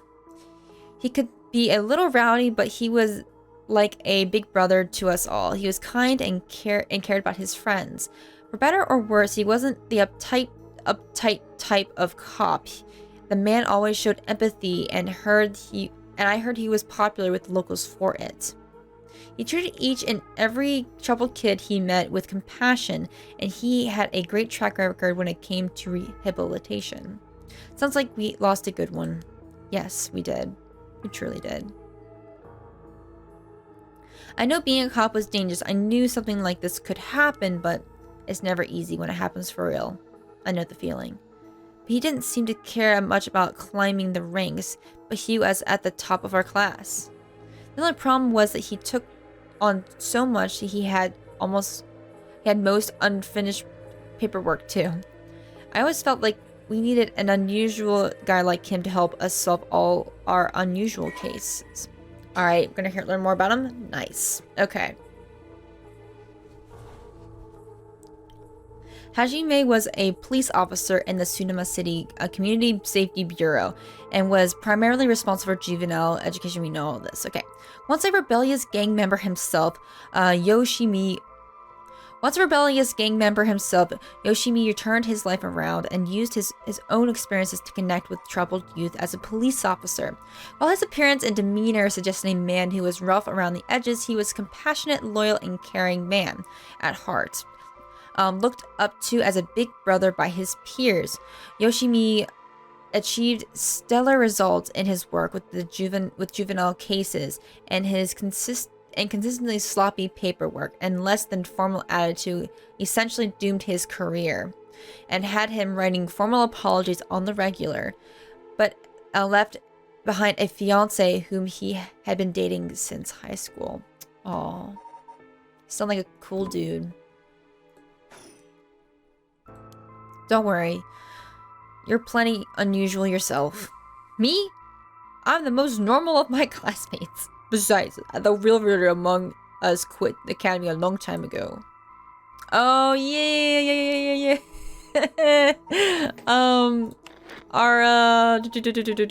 Where is he at? Richard Kai, that's right. They're so funny. They're so funny. They're so cool friends together. Let's do a think. I got a bit later. We did this. Let's keep talking. Oh wow, okay. About the victim. Hajime was quite the bad boy in school. Apparently he ended up with the police a lot. He said that the officers in charge was good to him. He helped him get back on track. The reason he wanted to become a cop was to pay his kindness forward, and said it was the first time he ever took his studies seriously. That's a good story. I love that kind of thing. It makes me want to have a drink in his honor. Please don't make fun of my dead friend. Hey, I said in his honor. You should aspire to become a kind of cop people miss when they die in the field. You say that like it's a sure thing I'll die. Besides, if I end up biting it, I'm sure you'll be the one who misses me the most, boss. Eh. Come on, don't be like that. It'll hurt morale. Well, I guess how much I will miss you depends on how this investigation goes. I can already see it. Rio, no! And why did you have to go and get yourself killed? I have no idea what's going in that head of yours. Yeah, it'll be a sight to see. I can't wait. Is that foreshadowing? Are we losing Rio? Are we losing Rio in the future? Oh. You can't wait for your own death. Get it together, kid. Sheesh, you really are something. Thank you. Let's keep talking about the victim. What about the victim's family? Yoshima's family is from Kita, Shenju, and Adachi City, but Hajime's parents died a long time ago. He lived there all alone, no siblings or anything. I went to his house a few times for drinks. I was surprised. It's this huge, old-looking place. Like, you know, the kind of place that seems super haunted. And he lived there alone? It looks like the home of an old noble family. Man, that face, this just, I can't. It's a hard time imagining him being such a delinquent, living in a house like that. There's a, that's bias I was talking about. If he was from an old family, I'm sure things were complicated. That's bias too. He never talked about any of that, even when we were drunk. So I don't know much about it. Oh, one more thing. Yeah? Hajime was engaged. He'd been seeing his fiancée ever since they were in school. Over 10 years, they just started talking about getting married. I wonder if she got cursed. And then he died because of it. That would be interesting. What was her name again? You showed me a picture once. She was a beautiful woman. That's so. How terrible for her. But she may know if there had been anything going on with him lately. We should speak to her. Yeah, his fiancée may have been his only confidant. I'm sure someone in Sumida's police department has already contacted her. I'll look into it tomorrow. Back to the victims. Keep talking about them. Hey boss. I looked into the case that Hajime was running. I know. Oh great, that's the kind of stuff I wanted to know. What was Hajime working on the day he died? Well, according to his reports, from the day before, he had 2 cases involving juveniles. The first was a suicide of the high school girl who jumped off the building in Kamezawa last week. Yeah, I did hear about that. The girl's name was Michio Shira Ishii. She was a second-year student at Komagata High School, but it seemed as though Hajime had contact with her even before this incident. So she may have been in trouble for some time. That's the thing. About a month ago, he happened to see her walking around town. She looked upset, so he struck up a conversation with her. He was sure there was something bothering her, but she wouldn't tell him what. Must have been trouble at home. That's what he thought too, but it seemed like he visited her home and spoke with her parents, but they said there was no problem, so there was nothing else he could do. And now she's dead. And it's possible that he could have prevented her suicide then. He must have been devastated. And that's why he was looking into the Michio, Shira Ishii again. He must have thought that something terrible had happened that drove her to end her life, but ultimately he never reported his findings of his investigation. I see. So you're thinking it may have had something to do with his death. Well, we'll have to find out what it is Hajime discovered. Right, let's check the police department about that tomorrow. We can keep talking about him. And what was the other case he was working on? This one is also related to the Komagata high student. A troublemaker named Hitomi Okuda seemed to be the leader of a group of kids who get up to no good. This name. I'm so bad at remembering names. Have we seen this before? I think maybe. Juvenile delinquency. Fun. She was pretty bad for a while. Multiple charges of destruction of property, assault, and battery. You name it. Hajime had been working with her for about 6 months, and she was finally starting to open up. Then he met with the girl on the day he died. Well, every school's got its problems.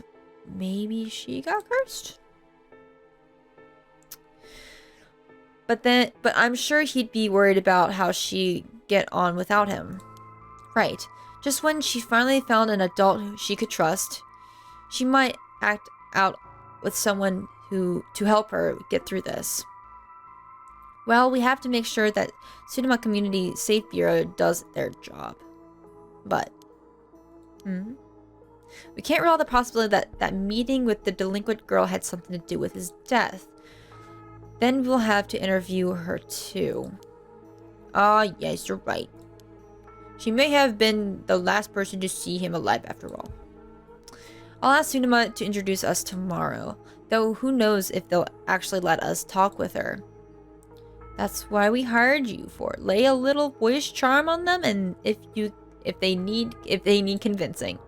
Aw, yeah. I'm sure they prefer me over a scared-looking old man like you, boss.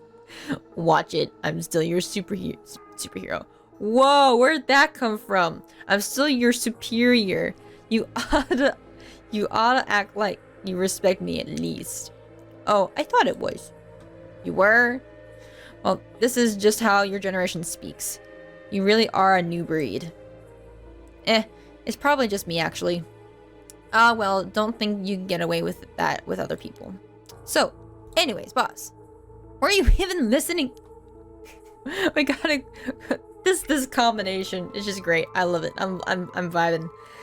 We got quite a bit to look into tomorrow. First, the 2 Komagata high school cases that Hajime was handling, and we need to speak with his fiance as well. I believe that's it for tomorrow. Oh. Alright, so this is what we want to do. Interesting. Wait, hold on. This is the notes on Hajime's death. Oh. Alright, the body found at the former Yasuda garden. Estimated time of death 2 days prior. The cause of death, acute heart failure. Cause unknown. Signs of struggle found at the scene. Efforts to locate the witness underway. The body discovered by the groundskeeper. Currently investigating the fiance of the deceased, and 2 female students from the Komagata High School, and that the deceased had contact with as persons of interest. Let's keep talking. We're talking a lot about the cause of death. As for the cause of death, we won't know until the autopsy is done. But from what I can see, it appeared to be some kind of acute heart failure. But since he had no record of a chronic illness and no visible wounds, it's possible that poison or drugs could have been involved. I thought this was coming out of his mouth like he was drowned. I thought maybe it was our curse somehow. But no, this is completely different. Dying in the middle of the park like that, it certainly seems suspicious. We found signs of a struggle at the scene, as well as footprints belonging to an unidentified individual. We got people trying to identify those prints. If we can find who they belong to, we might be able to figure this whole thing out. Yes, that would be nice if that were the end of it. The only thing Hajime had on him were his pocket. It was his badge, his wallet, and his pockets. So we can rule out mugging. There probably aren't many people who tried mugging a cop as big as him. I've also heard that Hajime got into a fair few fights in his younger days. He started judo once and became an officer. Once he became an officer and rose up in the ranks quickly. Sounds like the perp would have been pretty strong to take on Hajime. Time of death was about 11 p.m. 2 days ago, outside of the park's operating hours, of course. His body was found early in the morning yesterday, 11 p.m. the day before yesterday. That's before midnight. That's before the curse time. That's interesting. That's important information. What was Hajime doing out here at this time in that first place? That's the question, isn't it? The entrance to the park is closed after hours, but it's a small gate that had been fairly easy for him to get through if he really wanted to. That would, of course, be breaking and entering, but what do you think, boss? He came here to hide something? Someone called him here? But why here to hide something? I think this location in particular is because someone called him here. It's hard to imagine a cop like Hajime would trespass for no reason.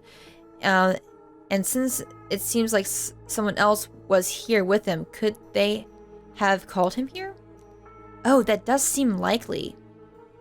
They must have been talking about something pretty sensitive to come in the middle of the night. So Hajime met with someone here to discuss something in secret. And then they got into a fight. No, that wouldn't match the cause of death. There's no wounds on the body that would indicate a spontaneous scuffle. The perp must have planned something. Then you think it was medicated. That would mean they called Hajime to the park with the intent to kill him. Well, there's still a possibility that it was some kind of accident. Maybe the perp tried to threaten Hajime and things went south from there. We should be able to get a clear picture once we know exactly what killed him. Right. Alright, about Tsutsumi.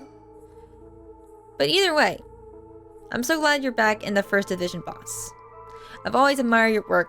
You're like a god to me. You were the whole reason I became a detective in the first place. Yeah, about that. People have been saying that ever since you entered first entered the academy, but yes, that's because it's true. I couldn't believe that you got transferred out of the first just as I was assigned to it. So getting to work a case with like this now, just the two of us, is a dream come true.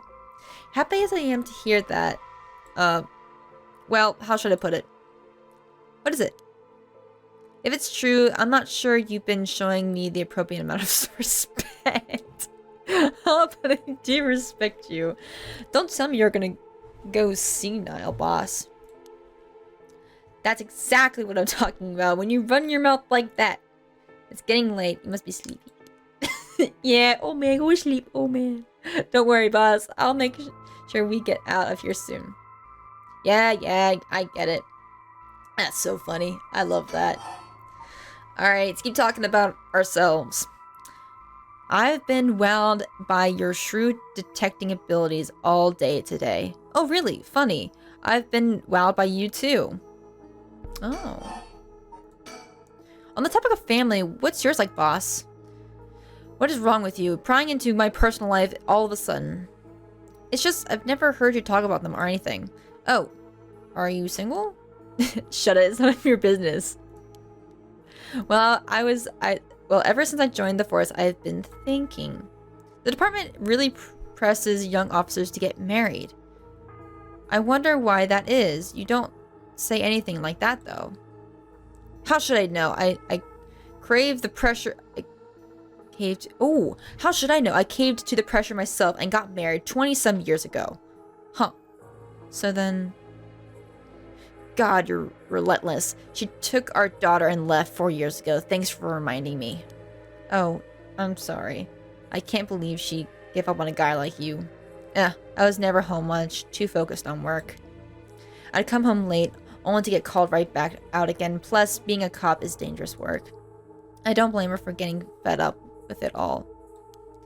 How sad, especially when you're out here putting your life on the line. Oh, is that why you transferred out of the first? It was already too late by then. But you better be careful, Enrio. You say that like there's not much I can do, is there? That's the nature of our job. There aren't many who can really understand it, unless you are involved with the police work themselves or related to someone who is. But wait, you have a daughter, boss? Oh, you really think I want to talk about her after all that? Have some sense. Come on, I promise I don't mean it this way. It sounds... But how old is she? Jeez, you don't know when to quit, do you?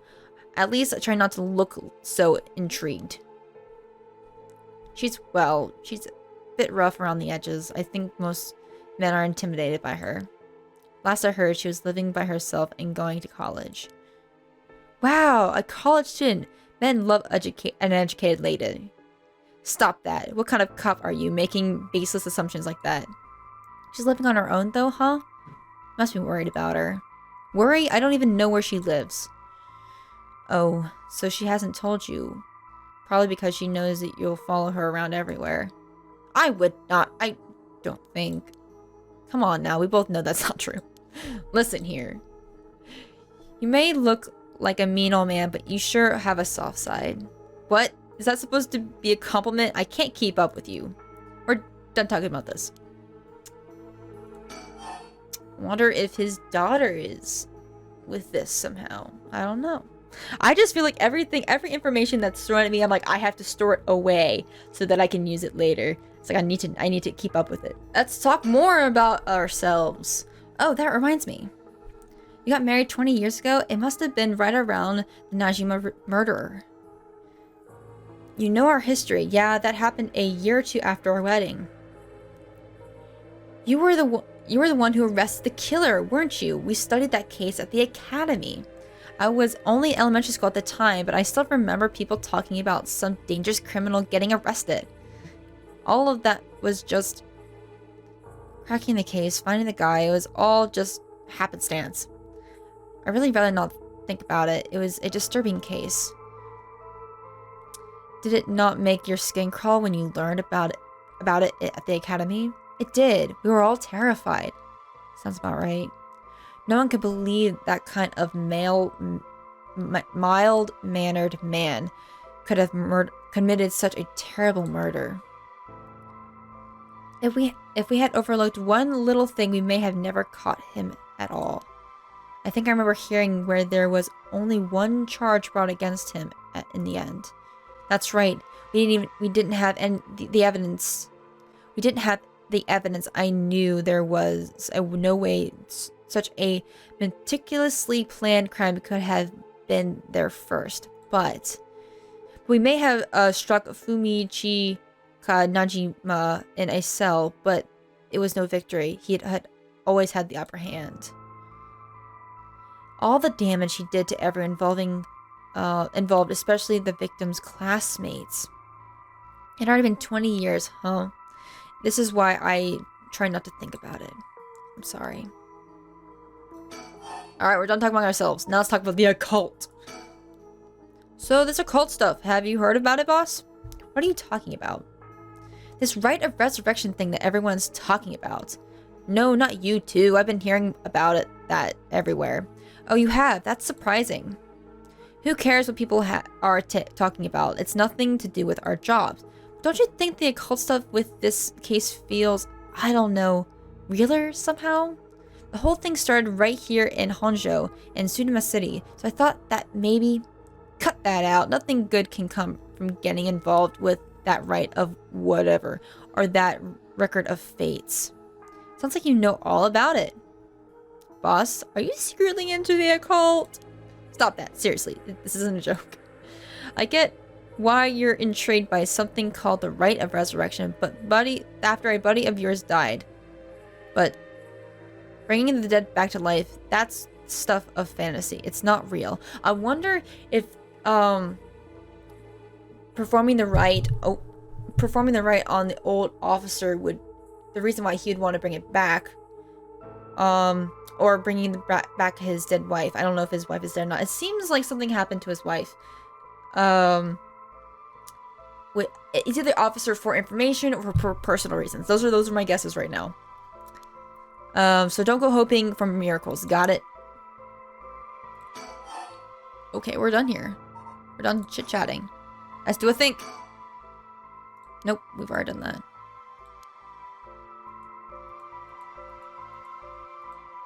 Done at the pond.